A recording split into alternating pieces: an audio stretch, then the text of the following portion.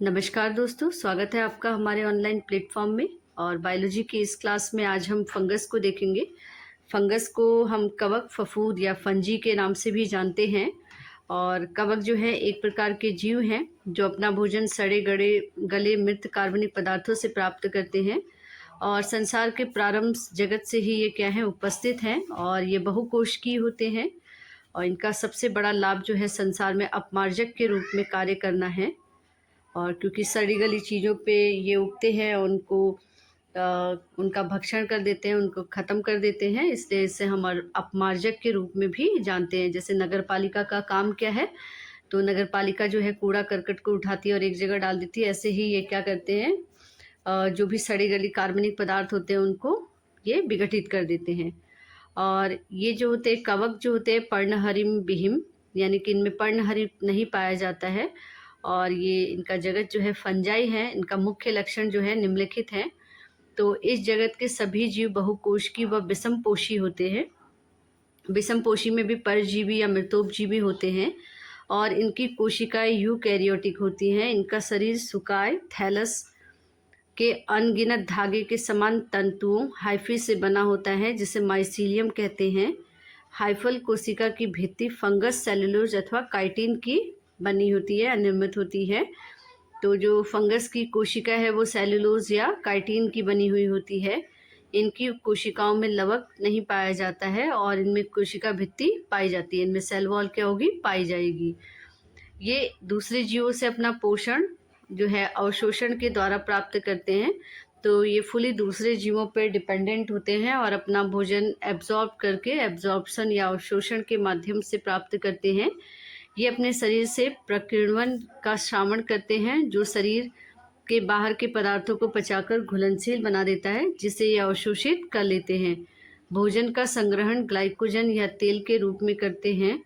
ये दूसरे पदार्थों का अपघटन करके अपघटक या डिकम्पोजर के रूप में कार्य करते हैं। उदाहरण सभी कवक फंजी में जनक काई खंडन, विखंडन तथा मुकुलन विधि द्वारा होता है।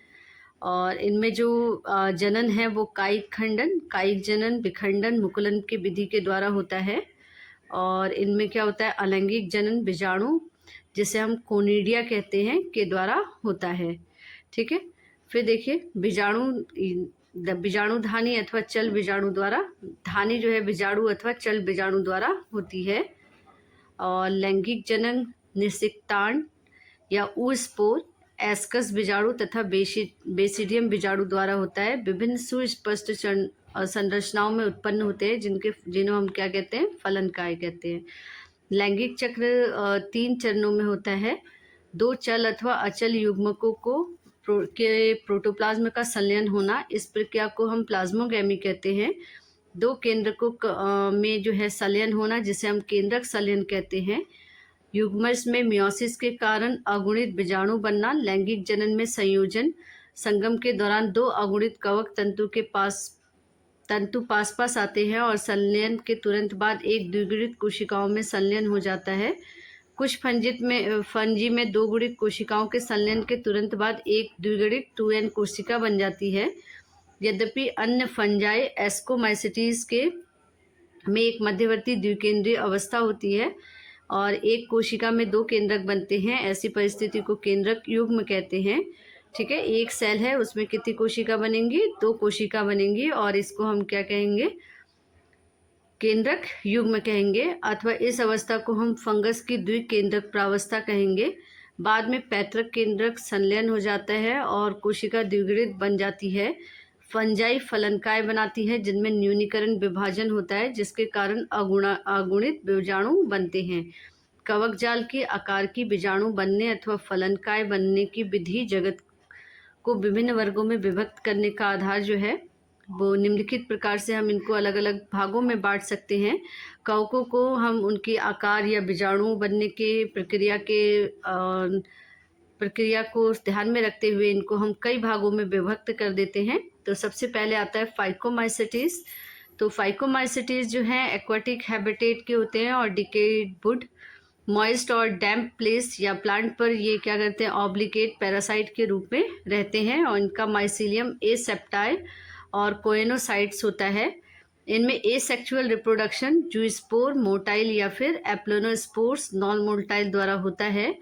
ये स्पोर्स एंडोजीनियसली और इस स्पोरेंजियम में उत्पन्न होते हैं। इनके जो स्पोर्स हैं एंडोजीनियसली और स्पोरेंजियम में क्या होते हैं, ये उत्पन्न होते हैं।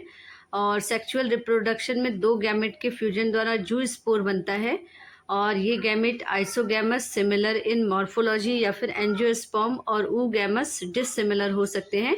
तो इनके गैमेट्स जो है वो आइसोगैमस जो होते हैं सिमिलर मॉर्फोलॉजी दर्शा सकते हैं और एन आइसोगैमस या ऊगैमस जो हैं डिसिमिलर हो सकते हैं, यानी कि अलग अलग अवस्थाएं दिखा सकते हैं, एक जैसे ना नहीं भी हो सकते हैं। ठीक है, एग्जाम्पल के लिए म्यूकर, राइजोपस जिसे हम ब्रेड मॉल्ड भी कहते हैं, और एल्बुगो जिसे हम पैरासाइटिक फंजी, और ऑन मस्टर्ड की हम पैरासाइटिक फंजी कवक कहते हैं, मस्टर्ड का, ठीक है, सरसों का।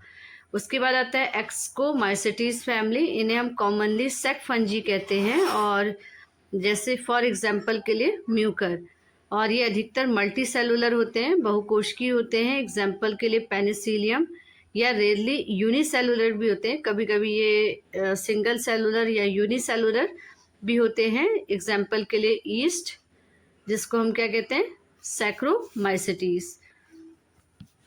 तो तीसरा है आपका सैक्रोमाइसिटीज। तो स्पोरोफाइटिक, डिकम्पोजर, पैरासाइटिक या कॉप्रोफिलस गोबर पे उगने वाले होते हैं और इनका माइसिलियम ब्रांच्ड और सेप्टाई होता है। ठीक है, तीसरा प्रकार क्या हो जाएगा, सैक्रोमाइसिटीज। और ये कैसे होते हैं, सैक्रोफाइटिक होते हैं, डिकम्पोजर होते हैं और पैरासाइट होते हैं। और कहाँ ये उगते हैं, मोस्टली गोबर पे उगते हैं। इनका माइसिलियम ब्रांच्ड होता है, अलग अलग भागों में क्या होता है, बटा हुआ होता है, और इनमें क्या होते हैं, सेप्टाई होते हैं। और एसेक्सुअल स्पोर्स कोनिडिया होते हैं जो स्पेशल माइसिलियम पर एक्सोजीनियसली प्रोड्यूस होते हैं, और इस स्पेशल माइसिलियम को हम कोनिडिफोर्स कहते हैं। अब ये कोनिडिया जर्मिनेट होकर माइसिलियम बनाते हैं। सेक्सुअल स्पोर्स में को हम एस्कोस्पोर्स कहते हैं,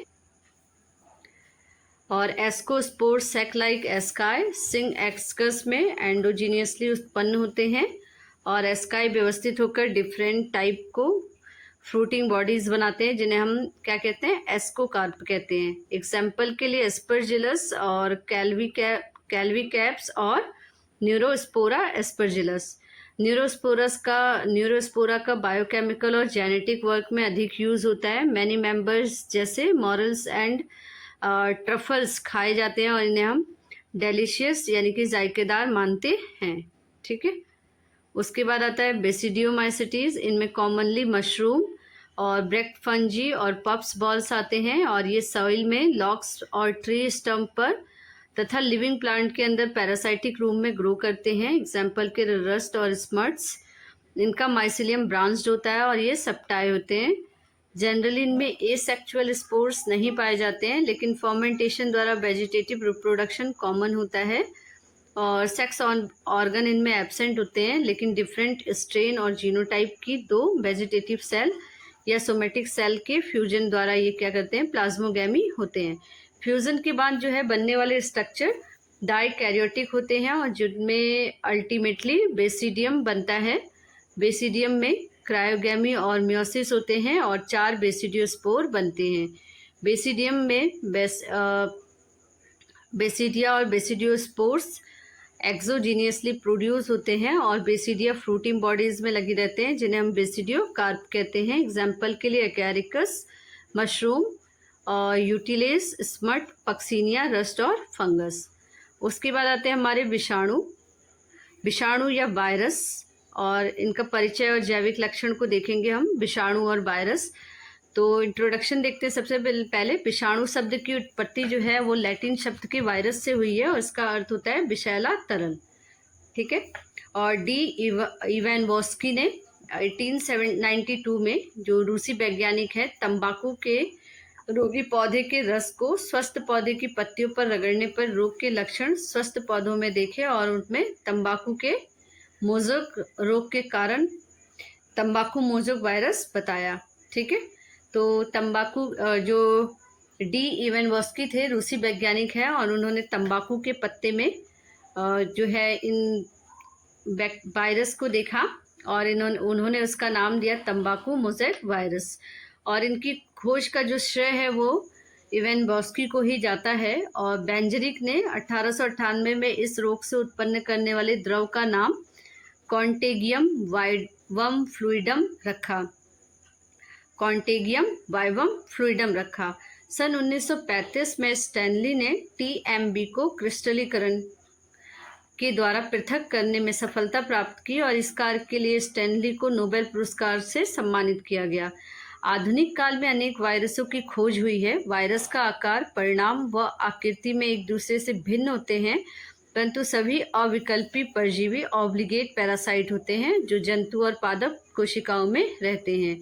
तो वायरसों की खोज जो है वो बहुत सारे वायरस जो है हमारी अर्थ पे प्रेजेंट है और इनकी खोज बहुत पहले से हो गई थी और अभी भी नए नए वायरसों की अनेकों वायरसों की खोज आधुनिक काल में हुई है। तो ये क्या है, जंतु और पादप दोनों ही कोशिकाओं में पाए जाते हैं। वायरस के अध्ययन को हम वायरोलॉजी कहते हैं और वायरस के अध्ययन को हम क्या कहते हैं, वायरोलॉजी। विषाणुओं की प्रकृति, तो विषाणुओं की प्रकृति की विचित्र संरचना कहा जा सकता है। इनमें से कुछ लक्षण सजीव एवं कुछ अनेक लक्षण निर्जीव के पाए जाते हैं, इसलिए विषाणुओं को सजीव और निर्जीव के मध्य की योजक कड़ी कहते हैं। तो मोस्ट इम्पॉर्टेंट हो सकता है कि सजीव और निर्जीव के मध्य की योजक कड़ी कौन से जीव हैं, तो विषाणु। इनमें सजीव और निर्जीव दोनों के ही गुण पाए जाते हैं। तो विषाणुओं के जैविक गुण सबसे पहले देखते हैं, लिविंग कैरेक्टरिस्टिक ऑफ वायरसेस। तो विषाणुओं में प्रतिजनी एंटीजेनिक गुण पाए जाते हैं। विषाणु परपोषी विशिष्टता दर्शाते हैं। विषाणुओं में उत्परिवर्तन प्रमुख लक्षण हैं। विषाणुओं का प्रवर्धन केवल जीवित कोशिकाओं में होता है और इनमें अन्य जीवों के समान कोशिका विभाजन नहीं पाया जाता है। विषाणुओं में आनुवंशिक पदार्थ आरएनए अथवा डीएनए पाया जाता है। विषाणु ताप, रासायनिक पदार्थ, विकिरण तथा उद्दीपकों स्टिमुलस के प्रति अनुक्रिया दर्शाते हैं। विषाणुओं में आनुवंशिक पदार्थ की पुनरावृत्ति होती है। और विषाणुओं के अगर हम अजैविक लक्षण को देखें, non living characteristic of viruses, तो विषाणुओं का क्रिस्टलाइजेशन किया जा सकता है।